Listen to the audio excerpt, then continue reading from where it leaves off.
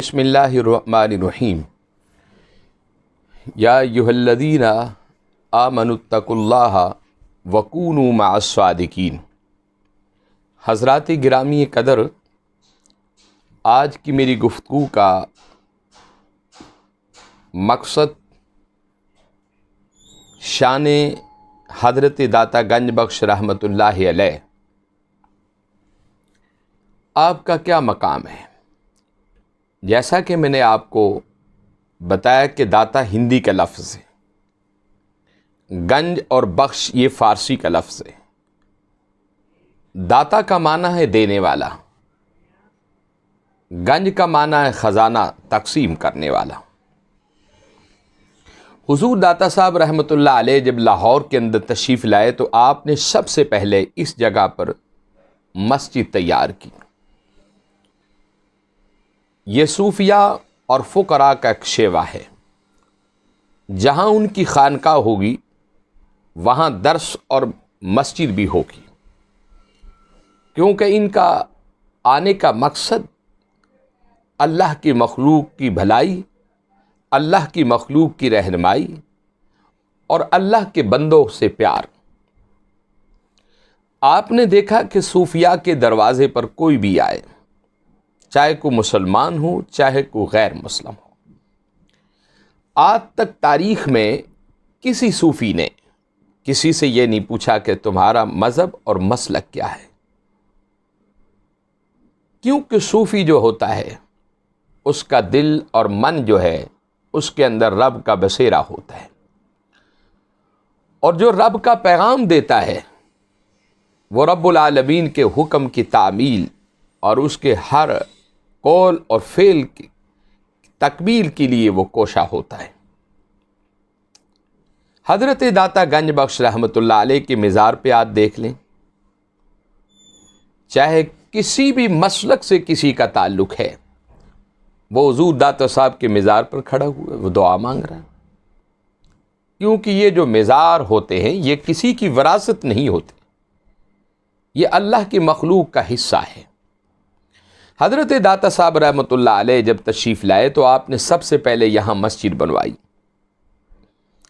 اور یہ صوفیاء کا مشن ہوتا ہے۔ آپ دیکھیں کہ حضرت داتا صاحب رحمۃ اللہ علیہ نے جہاں خانقاہ ہے اس کے ساتھ مسجد ہے۔ آپ پاک پتن شریف چلے جائیں، جہاں مزار ہے اس کے ساتھ مسجد ہے۔ آپ ملتان شریف چلے جائیں، حضرت زکریا باؤالحق جہاں مزار ہے وہاں مسجد ہے۔ اسی طرح آپ اچ شریف چلے جائیں، جہاں مزار ہے وہاں مسجد ہے۔ اسی طرح گولڈا شریف چلے جائیں، جہاں ان کا مزار ہے اس کے ساتھ مسجد ہے۔ شرک پور شریف چلے جائیں، جہاں مزار ہے اس کے ساتھ مسجد ہے۔ اسی طرح حضرت میاں امیر بالا پیر قادری چلے جائیں، جہاں مزار ہے اس کے ساتھ مسجد ہے۔ ننکانہ حضرت میاں محمد حیات علیہ رحمت کے دربار پہ چلے جائیں، جہاں ان کا مزار ہے وہاں مسجد ہے۔ سلطان باہو چلے جائیں، جہاں مزار ہے وہاں مسجد ہے۔ اسی طرح آپ بغداد شریف چلے جائیں، جہاں آپ کی خانقاہ اور مزار اقدس اس کے ساتھ مسجد ہے۔ امام اعظم امام ابو حنیفہ رحمۃ اللہ علیہ کی مزار اقدس پہ چلے جائیں، جہاں آپ کا مزار ہے اس کے ساتھ مسجد ہے۔ اسی طرح آپ کوفہ چلے جائیں، جہاں مولا کائنات کا مزار اقدس ہے وہاں مسجد ہے۔ اور پھر دنیا ہے عشق اور محبت کا مرکز مدینۃ الرسول چلے جائیں، جہاں حضور علیہ السلام کا گنبد خضرا ہے اس کے ساتھ مسجد نبوی شریف ہے۔ تو یہ بزرگوں کا شیوا اور مشن ہے کہ جہاں ان کی خانقاہ ہوگی اس کے ساتھ مسجد وہ ضرور بنائیں گے، کیونکہ ان کا کام ہے اللہ کی توحید کا پیغام پہنچانا۔ اس دنیا کائنات پہ انبیاء کے بعد میرے اور آپ کے سردار رسول اعظم صلی اللہ علیہ وسلم تشریف لے، پھر صحابہ کرام، اہل بیت، اب یہ تمام شخصیات چلے گئے۔ ان کے بعد اب اولیاء کرام کا دور دورہ ہیں، اور برصغیر پاک و ہند میں آج جو اسلام پھیلا ہے یہ ان بزرگان دین کی محنت اور کاوش اور کردار کی وجہ سے پھیلا ہے۔ داتا حضور رحمت اللہ علیہ کا آپ کردار دیکھ لیں کہ لاکھوں لوگ آپ نے مسلمان کیے۔ خواجہ اجمیر کا کردار دیکھ لیں، لاکھوں لوگ مسلمان ہوئے۔ بابا فرید الدین گنج شکر کو آپ دیکھ لیں، لاکھوں لوگوں کو مسلمان کیا۔ سلطان باہو کو دیکھ لیں، لاکھوں لوگوں کو مسلمان کیا، کیونکہ اولیاء کرام کا جو مشن ہے وہ امن کا، محبت کا، پیار کا مشن ہے۔ صوفیاء کے ڈیرے پر کوئی بھی آئے، صوفی نہیں پوچھتا تمہارا مذہب کیا ہے، تمہارا مسلک کیا ہے، وہ اللہ کے بندوں سے پیار کرتا ہے، اور اللہ ان صوفیاء سے پیار کرتا ہے۔ تو حضرت داتا صاحب رحمۃ اللہ علیہ نے جب یہ مسجد بنائی تو لوگوں نے کچھ اعتراض کیا، علماء نے، اور کہا کہ اس مسجد کا رخ ٹھیک نہیں ہے، بظاہر اس کا رخ قبلہ کی طرف نہیں ہے۔ آپ داتا صاحب رحمۃ اللہ علیہ نے علماء کو دعوت دی، مفتیان کرام کو دعوت دی، اور کہا کہ عصر کی نماز آپ میرے پیچھے پڑھیں۔ جب عصر کی نماز پڑھنے کے لیے تمام علماء اور مشائخ آئے تو آپ نے جب عصر کی نماز پڑھائی تو آپ نے جب سلام پھیرا تو آپ نے دائیں طرف جب سلام پھیرا اور پھر بائیں طرف سلام پھیرا تو سامنے جب تمام علماء اور مفتی صاحبان نے دیکھا تو بیت اللہ شریف نظر آ گیا تھا۔ یہ حضور داتا صاحب رحمۃ اللہ علیہ کی زندہ کرامت تھی، اور وہ علماء اور مشائخ بہت سارے لوگ ایسے تھے جو اعتراض کی صف میں شامل تھے، حضور داتا صاحب کے قدموں میں گر پڑے، اور ان کے قدموں میں گرنے کے بعد کہنے لگے کہ حضور ہمیں معاف کرتے، ہم سے غلطی ہو گئی، ہم یہ سمجھ رہے تھے کہ رخ صحیح نہیں ہے۔ تو حضور داتا صاحب نے فرمایا کہ میں نے تو اللہ کے گھر کی اینٹ اور اس کی بنیاد رکھی تب تھی، پہلے خدا کے جلووں کا دیدار کیا تھا، اللہ کے گھر کا دیدار کیا تھا، اور جب مجھے اس طرف سے اشارہ مل گیا تھا تو میں نے اس مسجد کو تیار کر لیا تھا۔ تو میرے بھائیوں، کسی بھی فقراء پر، کسی بھی صوفی پر اعتراض مت کریں، ہو سکتا ہے وہ آپ سے بہتر ہو۔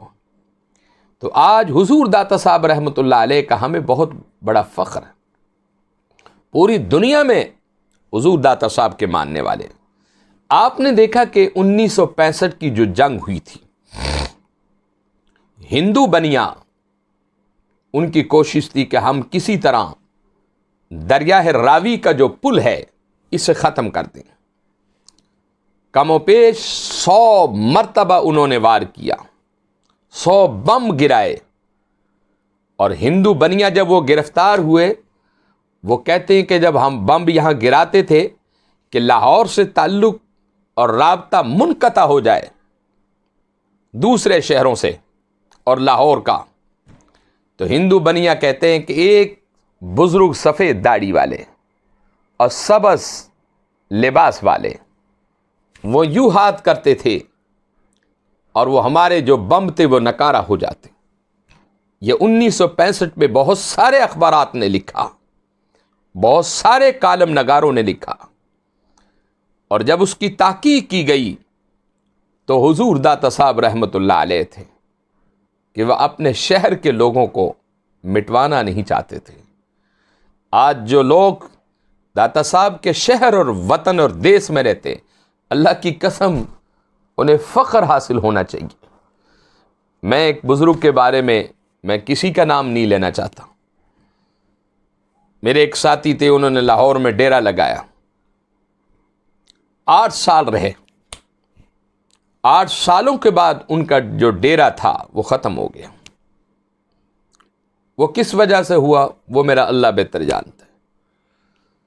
وہ ساتھی میرے ساتھ داتا صاحب رحمۃ اللہ علیہ تشریف لے گئے اور وہاں روئے حضور کے قدموں میں بیٹھ کر، داتا صاحب کے قدموں میں بیٹھ کر روئے اور کہنے لگے کہ یا حضرت داتا گنج بخش، مجھے تو آپ کا ہی تو سہارا تھا، اور آپ کا سہارے کے لیے تو میں لاہور میں آیا تھا، لیکن میں سمجھ گیا ہوں کہ جسے آپ پسند نہ کرے وہ آپ کے شہر میں نہیں رہ سکتا۔ جس سے آپ ناراض ہو وہ آپ کے وطن میں نہیں رہ سکتا، آپ کے دیش میں نہیں رہ سکتا۔ یہ حقیقت ہے کہ حضرت داتا گنج بخش رحمۃ اللہ علیہ کے ماننے والوں، ان کا یہی عقیدہ ہے کہ جسے داتا صاحب پسند کرتے ہیں وہ اس شہر میں رہتا ہے، اور جسے داتا صاحب پسند نہیں کرتے وہ کئی لوگ اس شہر سے چھوڑ کر چلے گئے۔ تو وہ بہت روئے، اور میں نے ان کو دیکھا روتے ہوئے، اور مجھے کہنے لگے کہ اختر رسول آج میں اس لیے رو رہا ہوں کہ میں داتا صاحب کی نگری سے جدا ہو رہا ہوں، اور آپ نے دیکھا کہ اس ملک کے بڑے بڑے حکمران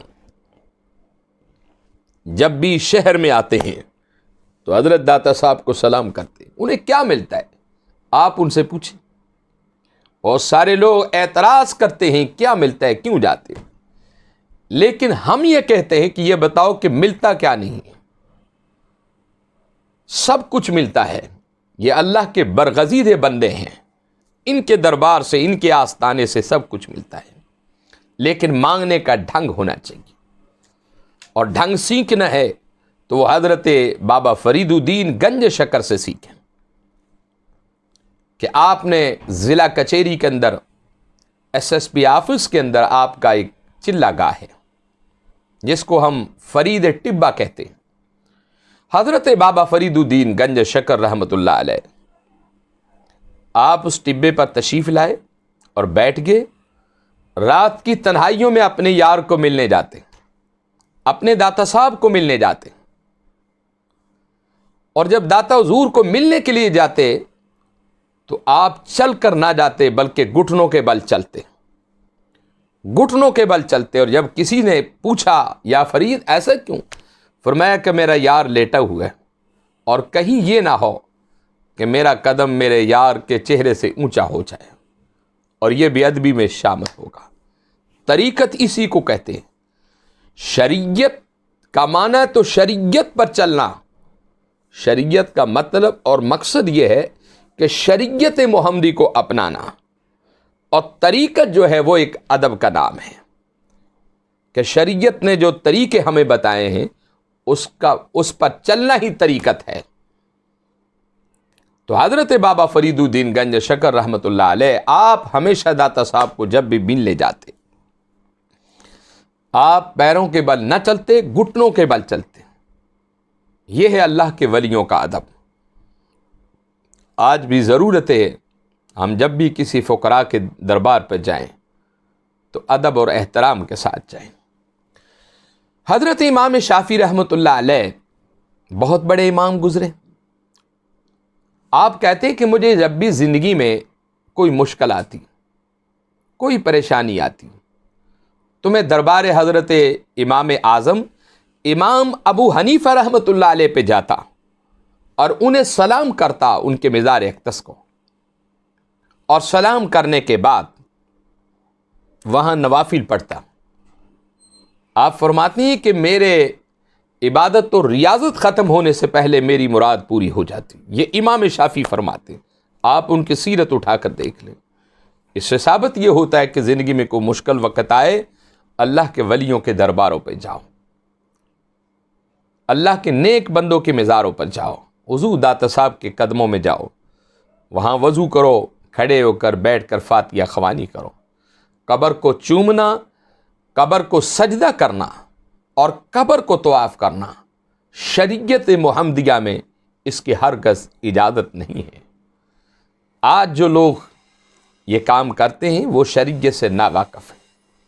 یہ ڈول ڈمکا، کبڈیاں، یہ تمام چیز جو ہے ہمارے بزرگوں نے منع کی۔ یہ ڈھول بجانا، یہ سارا کچھ تماشے لگانے، کبڈیاں کرنیاں، سپیکر لگانے، یہ سارا کچھ اسلام میں اس کی اجازت نہیں ہے، اور نہ ہی اسلام یہ کہتا ہے کہ تم کسی کی قبر کا طواف کرو۔ نہ شریعت محمدی اس بات کی اجازت دیتی ہے کہ تم قبروں کو سجدہ کرو۔ قبروں کو سجدہ کرنا حرام ہے۔ سجدہ صرف اور صرف ہے وہ ذات کبریاء کے لیے۔ ان باتوں پر آپ عمل کریں، یہی ہماری شریعت، یہی ہمارے آقا کا پیغام۔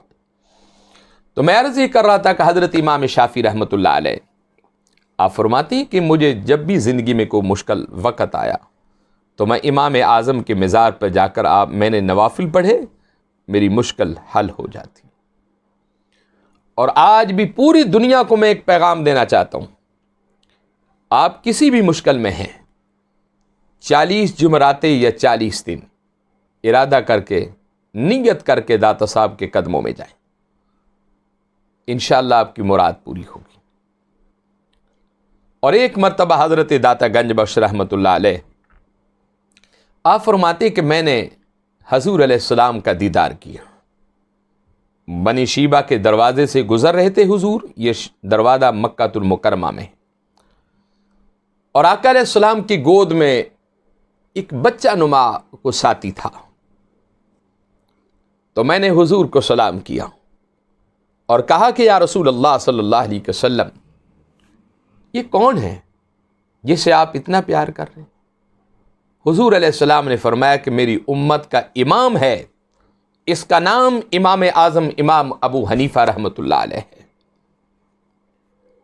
تو حضور داتا صاحب کے ماننے والوں، آپ کا عرس مبارک 977 ماہ، آپ یہ دیکھیں کہ ہر سال اس میں اضافہ ہوتا ہے، ماننے والے، عقیدت مند۔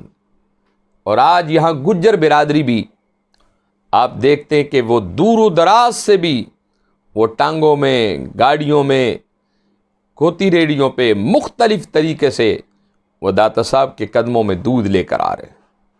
اور آج گجر برادری کو بھی جو فیض ملا ہے وہ داتا صاحب کی نگاہ اور برکت کی وجہ سے ملا ہے۔ وہ اس دودھ کو تقسیم کرنا، سبیل لگانا، یہ بہت بڑی عبادت سمجھتے ہیں۔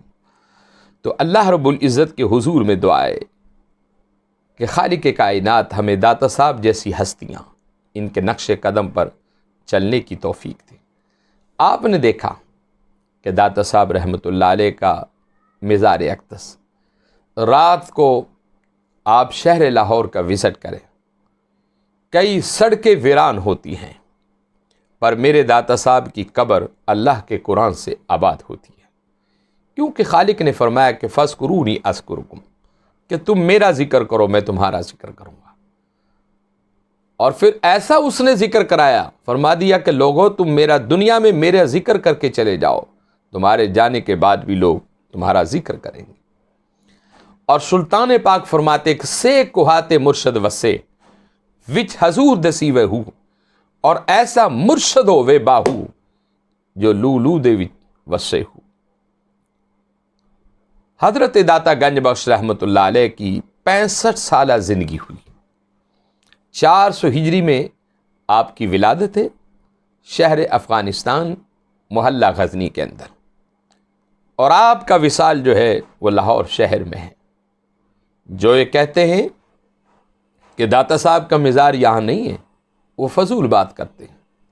بہت سارے لوگوں نے کئی مرتبہ رسالوں میں، اخباروں میں یہ لکھا کہ ان کا مزار شاہی قلعے کے اندر ہے، لیکن یہ بھی غلط ہے۔ کسی نے حضرت خواجہ اجمیر سے یہ پوچھا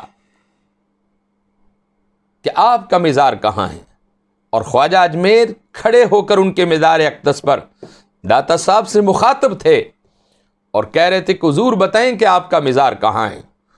تو خواجہ اجمیر کہتے ہیں کہ مجھے رب ذوالجلال کی قسم ہے کہ جس کے قبضہ قدرت میں میری جان ہے، ابھی میرے جملے مکمل نہیں ہوئے تھے تو داتا صاحب اسی جگہ سے اپنے مزار سے باہر نکلے اور سامنے کھڑے ہو گئے اور فرمانے لگے کہ ہمارا مزار یہی ہے۔ جن کی تصدیق خواجہ معین الدین چشتی اجمیری کرے، کیا اس ذات پر کوئی شک کر سکتا ہے؟ ایسی ہستیوں کے بارے میں کوئی لکھ سکتے؟ ایسے لوگ ایسی باتوں سے گریز کرے، پرہیز کرے۔ داتا صاحب کا مزار یہی ہے اور قیامت کی صبح تک یہی رہے گا۔ اللہ رب العزت کے حضور میں دعا ہے کہ مولا ہماری ان کاوشوں کو، ہماری ان کوششوں کو، کہ اولیاء کرام کی تعلیمات کو ہم نے عام کرنا ہے۔ اولیاء کا ہے فیضان، پاکستان پاکستان۔ وآخر دعوانا الحمدللہ رب العالمین۔